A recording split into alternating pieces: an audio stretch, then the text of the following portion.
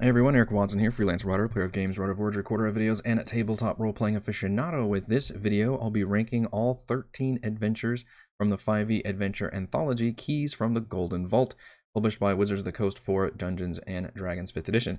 If you would like to support the channel, please check out patreon.com/roguewatson. Patrons get exclusive access to private videos, custom 5e content, and participate in monthly DM roundtables and private patron D&D games.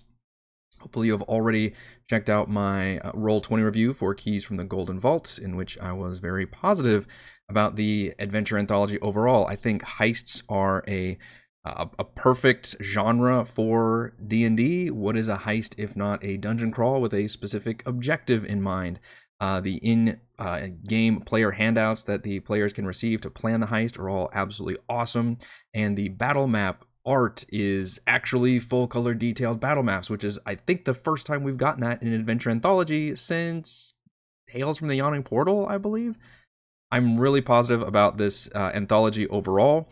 However, I did not do an in-depth analysis of the individual adventures in my review because I'm saving that for this video. So for this video, I will be ranking all 13 of those adventures. As always, I start at the bottom with the ones that I like the least, and then go all the way up to number 1 at the top, which means if you're only going to watch like the first, 5 or 10 minutes of this video, it's going to seem like I'm fairly negative because I'm going to start with the ones that I don't particularly like as much. So please watch the whole thing, or at least skip to the end where you will see my full tier maker list, where not only do I list them from 13 up to 1, but I will also rank them from D tier all the way up to S tier, which are my absolute favorite adventures. Also think Keys from the Golden Vault just translates really well to Roll20 because of the awesome maps, but also because it takes advantage of a lot of the modern features, the Roll20 tips page, as well as the new doors and windows features that came out, I believe, in 2022. And obviously heists use a lot of doors and windows, so that comes in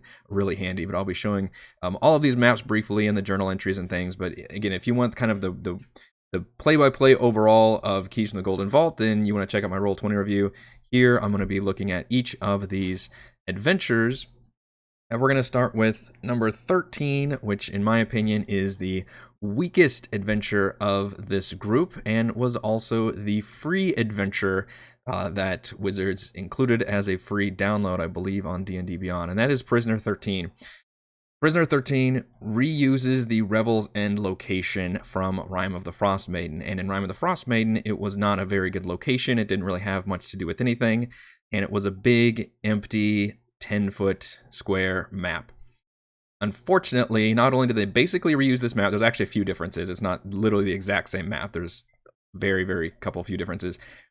But it also doesn't feel like there's really anything going on or anything noteworthy. And it's too bad because I think the concept of a heist in a prison is a very classic genre, subgenre trope that's very much worth visiting in D&D. So I was very disappointed.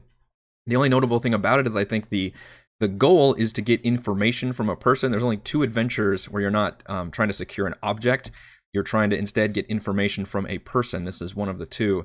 And in this case, well, I think this character is pretty cool, very badass with like magic tattoos, which uniquely allows her to kind of defend herself while even in the prison, unless she's within the anti-magic field, which you wouldn't know that because this map doesn't freaking show anything cool on this map. It sucks and doesn't look good on Roll20 at all. But she wants to be here. Like, she can run her criminal empire here. She's safe here. So that's like the only big twist, is that she actually doesn't even want to get out. And it just doesn't give the players a lot of interesting things to do.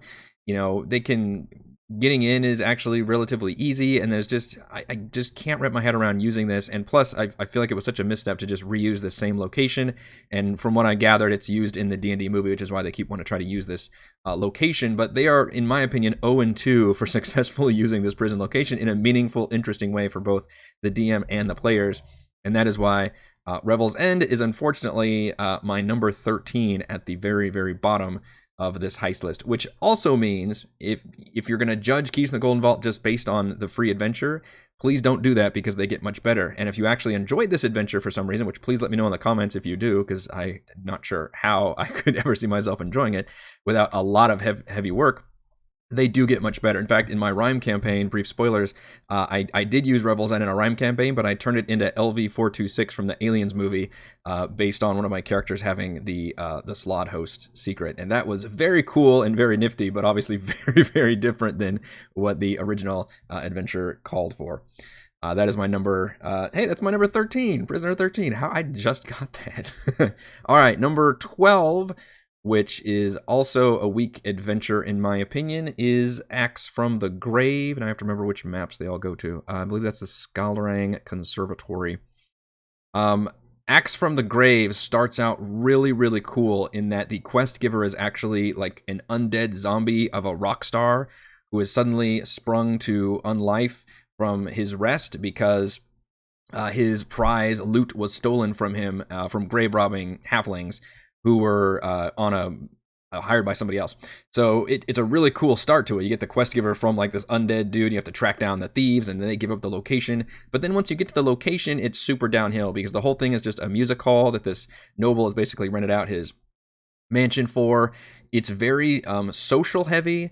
And there wasn't a lot of interesting twists or things to do. There's not like a lot of alarms here. It's just kind of a regular place that just didn't really feel like much of a heist. The only notable thing is that his buddy is an incubus who's secretly evil, I guess, and has like this giant, what is this, a chasme or something, this giant mosquito demon creature. And there's some closets.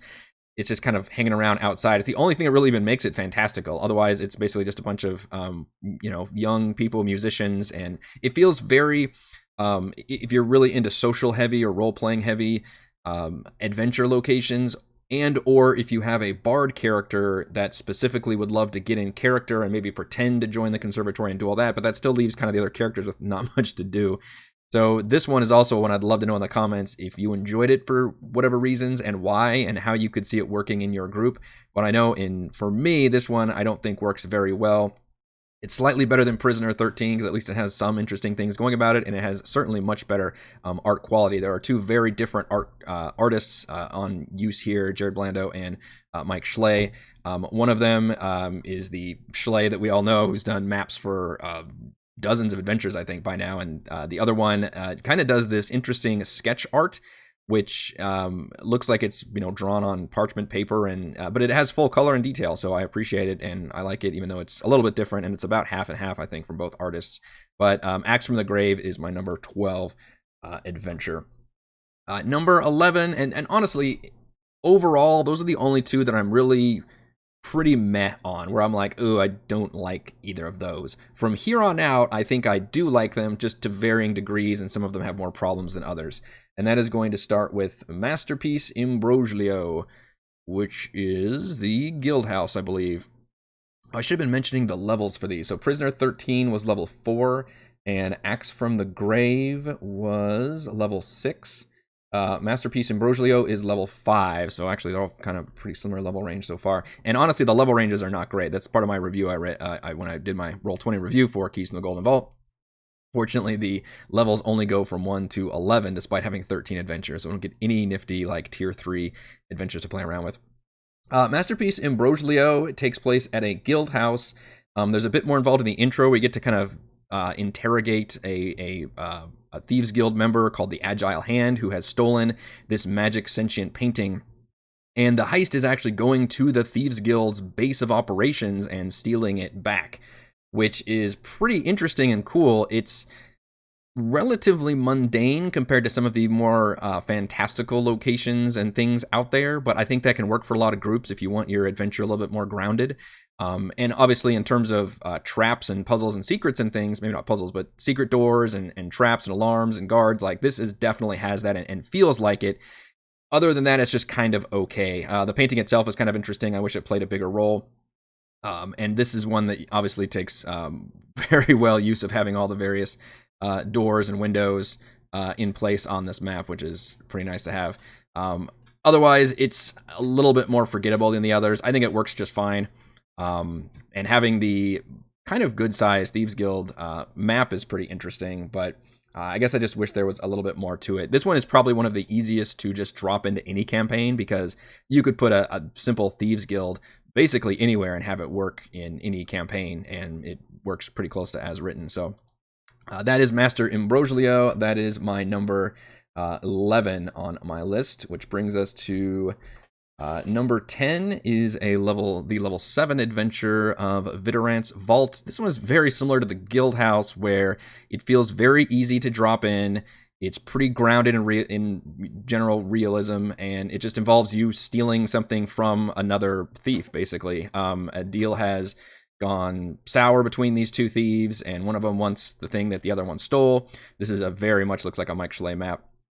This one also, I think it loses some points for me, and why it's relatively low on this list. Even though I think it's a well-designed little dungeon, it's also a little bit linear, and partly what I like about the heist is when the players are given the map and given all these different options and points of entry and things that they can do. This one just feels like it doesn't necessarily have a lot of that, even though I do like the general layout of the dungeon. It's got a good mix of traps and monsters. It feels very much like a traditional dungeon crawl, I guess, in a lot of ways, just having a bit more traps. There is a semi-interesting twist where the leader elf woman, Nixlana Vidorant, who, by the way, is a really cool picture, if I can pull that for you all.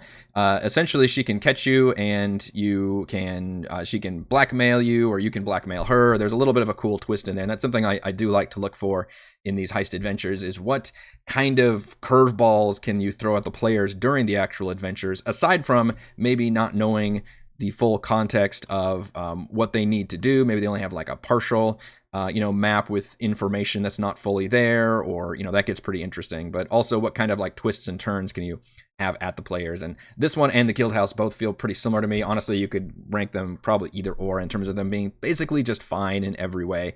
Not necessarily super special, but I think they check all the basic minimum checkboxes for what a heist adventure should be and should feel like.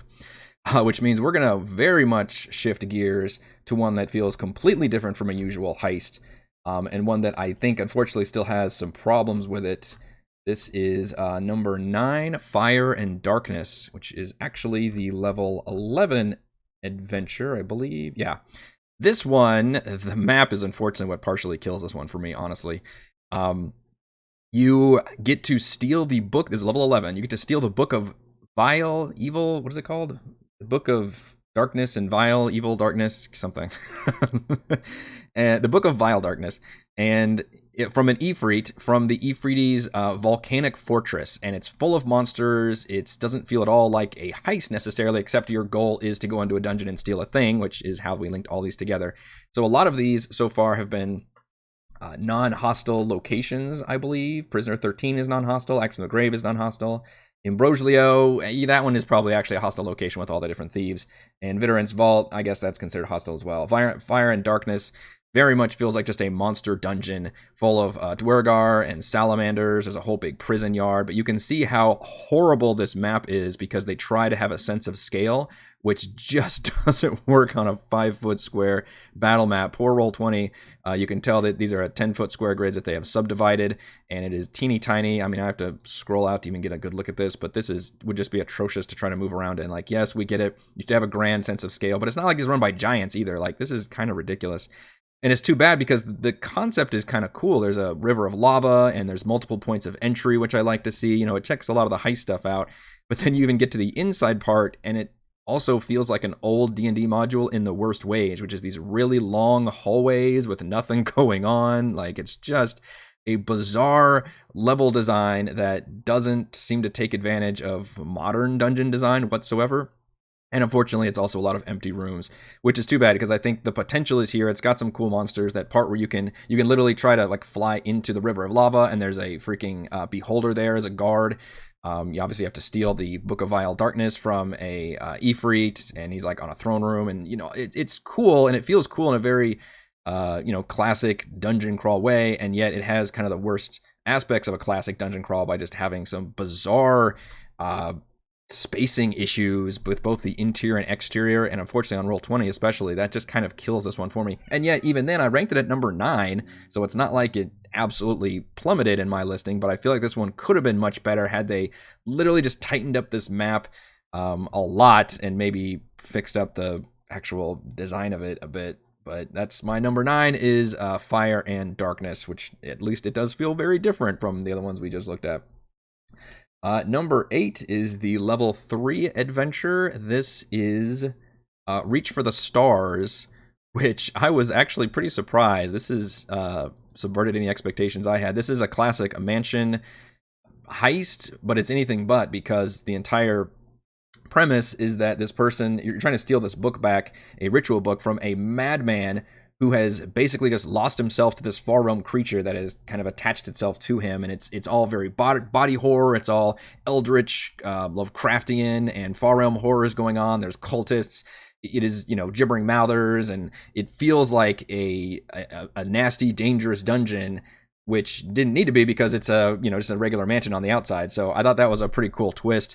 The quest giver you get, or at least the one that you get the information from, is a previously slain party, which is why it has this weird head in a tree. It's literally this like ghostly person who talks to you as a severed head. Almost a missed opportunity there, by the way, to have this floating head to be like a constant companion for your party goers. So really cool combination of heist with straight up eldritch horror, which could be really cool and different.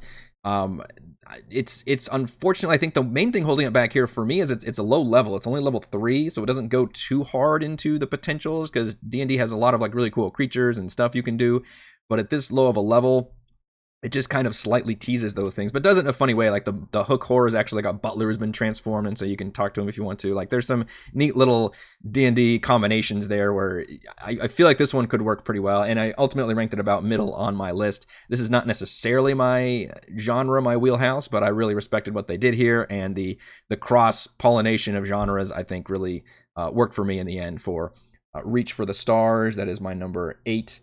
For number 7, we're going to go to Shard of the Accused. This one has almost feels like it could take place in Chult or some area that's just not the Sword Coast. It's an archaeological dig that has this very involved backstory about this giant and this group of adventurers, and the giant ended up sacrificing his body in order to protect his friends, and then they built this whole like town around it, and then time has passed, and now nobody remembers anything that happened, and now this other archaeological company has come in. They're not necessarily an evil company, but maybe they do, like corporate evil, I guess, is a form of evil. But it's the fact that they almost kind of accidentally ripped this shard, which is the giant's like petrified crystallite heart, out of his body, and that's been suddenly causing all these catastrophes around the town, where normally his like body and essence kind of protected the town from all these earthquakes and things, and now that heart has been removed, the bad things are happening. So this one's actually a reverse heist. You have the item, this accursed shard, which by the way does things to you while you're trying to, hang on to it, which is a pretty cool effect. So you've got a pretty cool personal motivation to actually put it back into the giant's chest. But of course, there are some nice twists and complications along the way, as you realize like how that happened, and because it was a descendant apparently of one of the heroes that did it, which is why it's like literally the giant's heart breaking. You have to go free the other heroes who've been trapped by an evil mage. There's a lot of little twists and turns here. This one doesn't necessarily feel like a heist, except I guess the reverse heist angle where you're having to go back to a place and do a thing. Otherwise, it's really just an interesting dungeon crawl, I thought. And I like the angle of the archaeological dig, and I love the map here. There's a lot of cool details. It makes it look like a dig site. So I was pretty positive about this one, and it feels very different, and it feels very story heavy, which a lot of them don't necessarily do that, which I kind of appreciate. Like a lot of them are pretty straightforward. It's like, hey, here's the mission, should you choose to accept it. I love the Golden Vault intros. And then, go do the thing, and then, oh, you've done it, and here's your payment, and you're done. There's not a lot of like story build up there. It really feels very episodic. This one is very story and backstory heavy, but in a good way. You don't get too mired in it. It doesn't slow things down. Instead, I think it's done very well to where it's interesting to learn about the past, and it has proper relevance and information. In order to complete this quest, you have to learn about like what happened. So that is a great example of how to incorporate a backstory into the actual mission, to where it makes sense, and it just feels very well done, well written, and well executed. Ultimately, it's halfway on my list, but that's because I think the top ones are getting really, really good from here on out. But I do like Shard of the Accursed quite a bit. All right, going from here, number 6. I have a feeling this one is probably going to be a fan favorite, and I'm surprised it didn't quite make my top 5, but that's because I think the top 5 are just really, really strong. Number 6 is The Affair on the Concordant Express. This is the train one, and I think it's such a cool idea. It's almost like we're checking off boxes. We get the prison one, we get the mansion heist, we get a museum heist, we got to get the train heist. And I think as far as train heists go, it's cool because it's pretty high level. This is pause as I look it up real quick, level 9. adventure, and it is an extra planar train run by Modrons, and this is the other one where you actually need to get information instead of an object. The information is being held by this mysterious stranger, literally just called the Stranger, and whose like face is constantly blurred, and it's all kinds of like weird. You don't know who he's supposed to be, and he knows like the true names of a bunch of devils, and your goal is just to get that information from him. But of course, his price is he wants to be freed, and he's currently in a jail car. This one is very interesting and could either be a pain in the ass in a VTT or work very well depending on how, like, I'm theory crafting. I haven't run this adventure, so I don't know how I would feel about it. Essentially, it gives you a bunch of individual train cars as like little room modules, and then it's up to you as the DM to choose how to actually configure your train, which is a cool idea. Like, you can really set up how you want the room to go.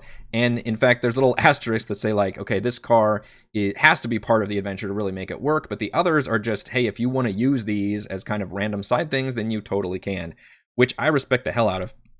On the other hand, I don't know how much a pain in the ass it would be to have to constantly pick up and move the tokens around into this interplanar space to try and every time they move from train to train, and they're very teeny tiny train cars relatively to move around with. So I don't know how that would work in execution, but in theory, I think it's a really cool adventure. Also, it has probably the most amazing little mini quest in the middle of an adventure, which a lot of them have little twists and complications that are fun. This one's is freaking awesome. I can't, what is the, it might be its own hand. I'm trying to find the handout for it. I thought it was that Modron one, but it's not.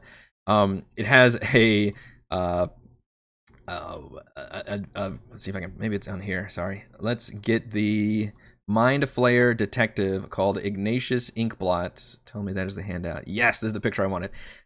So in the middle of one of the train cars, there's just a murder that happens.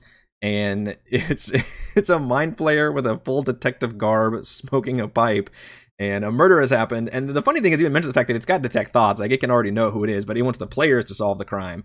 And there's a whole little mini like quest arc in like who did it basically, and it's actually pretty fun and really well done. It's not even it's just a one room like little whodunit mystery adventure in the middle of this train heist thing, which I think is pretty cool. So I don't even think, this is a weird one where I don't think the main quest is super terribly difficult or interesting. Basically, you can just go up and either fight or convince the, I don't know if it's a Deva or what kind of angel stat block that is, and to release the stranger, and you can just talk to the stranger, get the information you need, and then you've kind of completed it.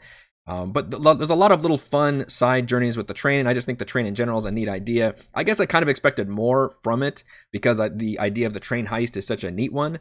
And gosh, there could have been some cool complications with like something, trying to attack the train or something from outside when they're going through all these different portals and things. There's a lot of potential there that doesn't really use. But just the fact that it is an extra planar train run by a bunch of Modrons and has this cool little mini whodunit thing right in the middle of it. Just that alone basically ranks it up pretty high on my list, where it is ends up being at number 6, Affair on the Concordant Express, just barely missing the top 5. All right, now we're at the top 5. Number 5 is, do we have any guesses for the top 5? Art of Ashes, which is a level 8 adventure. This is such a cool idea. This is basically a traditional dungeon crawl. Although the heist is still, you have to go and do a thing. This one also has a backstory, and it actually has a central villain. In fact, a lot of the ones I like rank pretty high are the ones that use central villains in very fun ways. And this one definitely has a big bad. In fact, almost 2 different boss battles at the end. But this advisor to the king basically turned toward jealousy and evil, and has used this, ripped out the heart of the king, and is using that heart to destroy, basically wreak her revenge on this whole city. And above this castle is, I don't know if there's a good picture of this one, this void. In fact, here it is. Yeah. So look how cool this picture is. There's this black hole essentially that has been created above this castle, and the castle is being slowly eaten away and destroyed and sucked into this void. And that is your battle map. That's your dungeon. You can see it's literally on the map, which is amazing. As I get a phone call, it's really cool the way that it's sequestered on the map, that the players, and they don't necessarily have all this information to begin with either. So the actual handout map that you get is not under planning the heist. Where's it under? Oh, I don't have it. Crap. it doesn't have all the information that you would normally get with a map. She just has the regular information of the, oh, there it goes, Neris's map. There. So this has what the castle should look like, which I think is cool. And then when the players get here, they're like, oh shit, there's a giant black hole above this area, which yes, does have, stats and uses like the pull of gravity and things are falling upward. It's just an awesome dungeon design, let alone like, okay, and technically we're here for heist purposes, but don't even think about this as a heist. Just think about this as a really cool dungeon with a cool villain at the end. It is possible for having a choice at the end also where you can destroy the king's heart, which would stop everything bad from happening, but then everything is still destroyed, or try and properly steal it, which is harder to do. And if you can steal it and remove it from this area, then it actually reverses everything, which puts an incentive for the players not to kill everything here, because all the guards have been turned into like these creepy ash versions of themselves. The poor loyal mastiffs have turned into hellhounds. Like it kind of does this cool like dark version of everything here. But if you play it smart, like kind of like those old Dishonored games where you have like a choice to either be like lethal or non-lethal, or the Deus Ex games had those choices as well. This one feels like it actually gives you those choices properly, because you can choose to either try and save everybody here or just kill everybody and say, oh, well, we had to just stop it from happening. So I think this is absolutely amazing, cool. And the fact that we actually got this on Roll20 with all these like shard remains and things look like they're actually burning off, it looks amazing. I think it works really, really well. That is Heart of Ashes at number 5. Number 4 is just me being absolutely seduced by the casino heist. I love it. It's a level 2, I believe. Yeah, the Stygian Gambit. It's themed after a 9 Hells casino, so all the rooms are, named after Avernus and all the different layers of Hell, Avistus and things, and or Stygia. And then it's got a very smarmy, like you can almost picture this villain being played by Andy Garcia. If you loved Ocean's 11, this is absolutely the heist for you. The Afterlife Casino. It's got the villain actually sold his soul literally to help build the casino, so of course the devil theme is actually kind of real. There's also gaming areas where the players can actually engage in all the minigame casino events, and there's a chance for, I believe, them to actually win one of the things that they need, which I think there's the one item is, I think this one has one in the vault and one on display in the gaming area, and literally they're hopefully encouraged to like sit down and play the game like Maverick style. So the heist becomes like, oh, we need to have somebody that's well trained to be able to do this, or you can cheat, or you can do all these other distraction things. There's a lot of cool tools. There's some interesting like security mirror systems.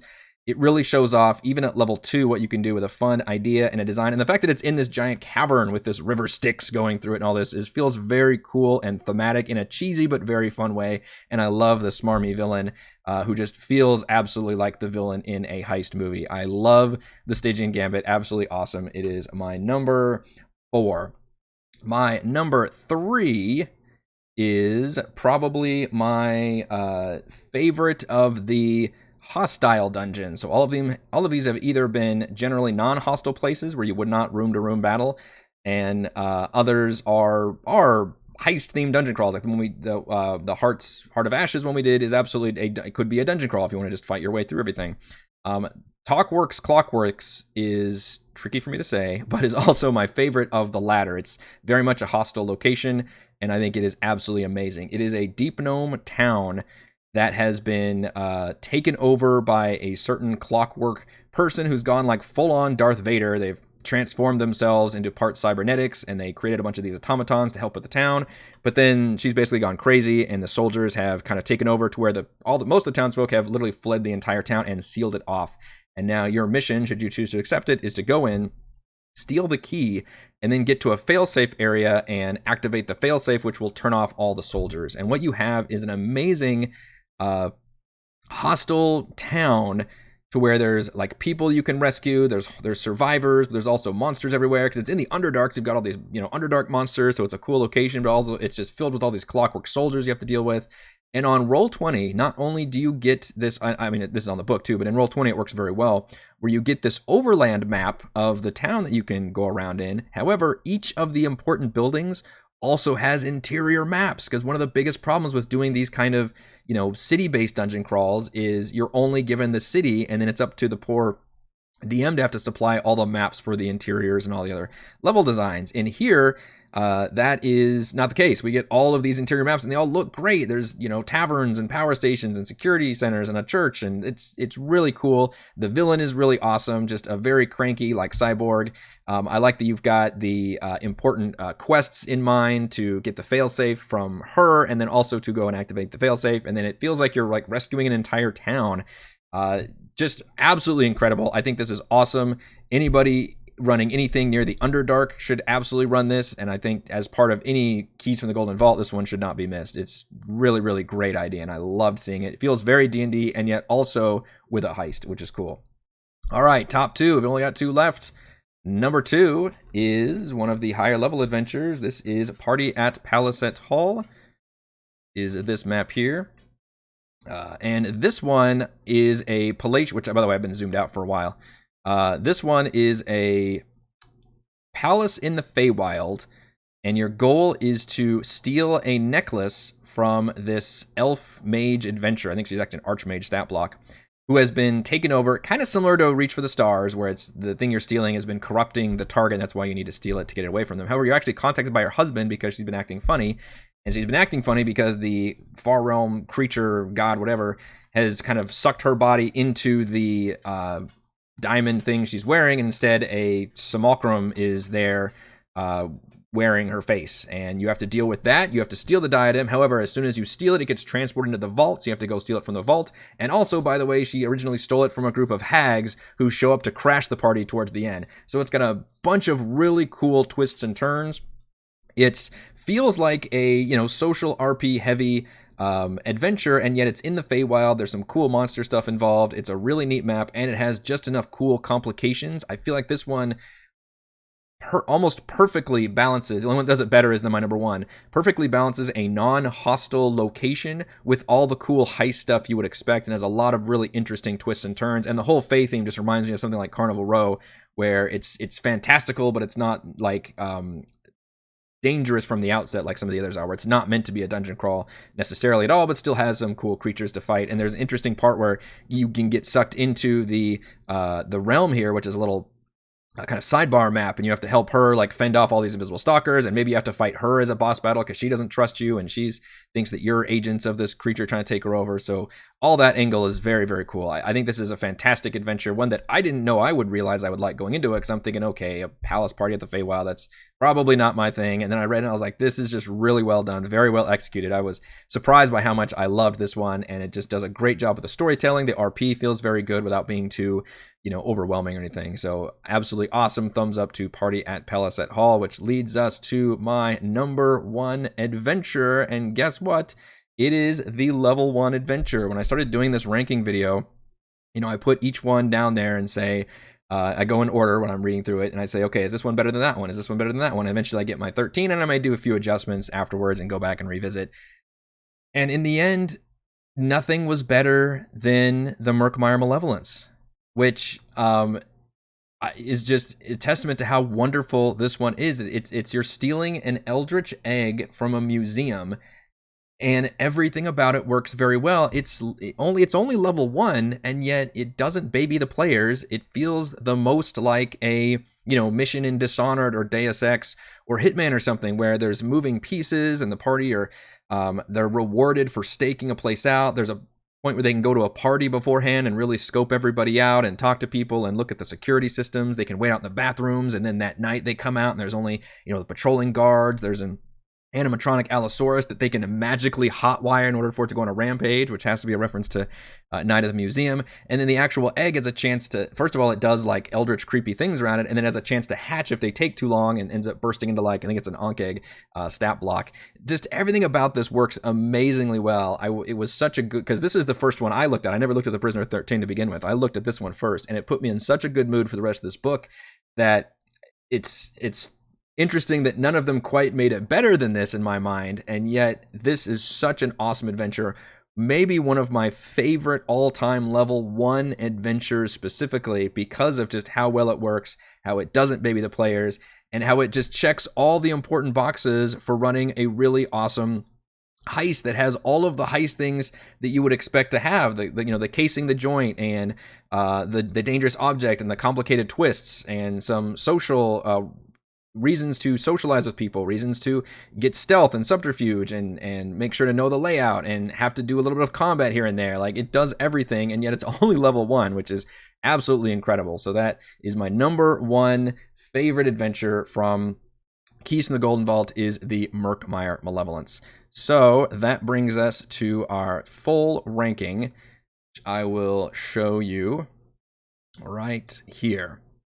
I have ranked them in addition from what you just saw, which was from 13 to 1, but also from D tier up to S tier. And it's granted, there's a little bit of tricky overlap here and there where I could go either way, but ultimately Prisoner 13 is going to be the only one at D tier. When I did this for Journeys, I didn't even have Journeys from the Radiant Citadel. I didn't have a D tier adventure, but Prisoner 13 really just rubs me the wrong way. The fact that they reused that location from Rime and then still didn't do anything cool with it, and the fact that we should have gotten a cool prison heist adventure and it's just not that at all, and it looks terrible in Roll20, all those factors, it just has to be a D, because I think at least Axe from the Grave does do some interesting things. I still don't like that adventure, but I can't rank it the same as Prisoner 13. So ultimately, Axe from the Grave is ranked at C tier. B tier is going to be Vidorant's Vault, Fire and Darkness, Reach for the Stars, and no, sorry, I missed one. Masterpiece Imbroglio, Vidorant's Vault, Fire and Darkness, and Reach for the Stars. That's the B tier. Those 4 adventures, I think they're all totally fine.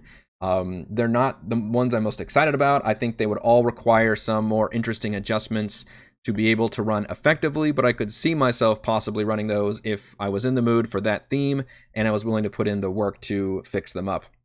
The A tier, I think, would need a lot less work from me and just work out of the box very, very well. And that is Shard of the Accused, Affair on the Concordant Express, and Heart of Ashes. I was very... and Stygian Gambit. Sorry, there's 4 of those.